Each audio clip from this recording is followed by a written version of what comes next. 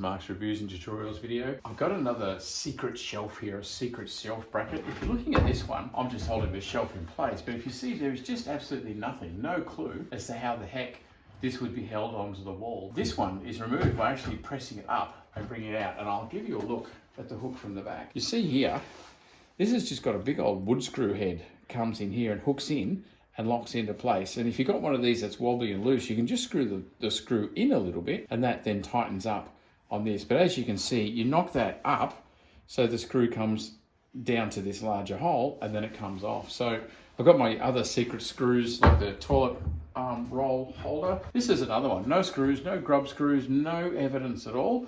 And those ones, they're always a matter of give it a tap up, and then you'll be able to lift it out. And that's what they look like from behind. This one is old. This is like 30 years old. So this secret little hidden compartment thing's not new, but absolutely brilliant. And that's the way to get these ones off. You just tap them up.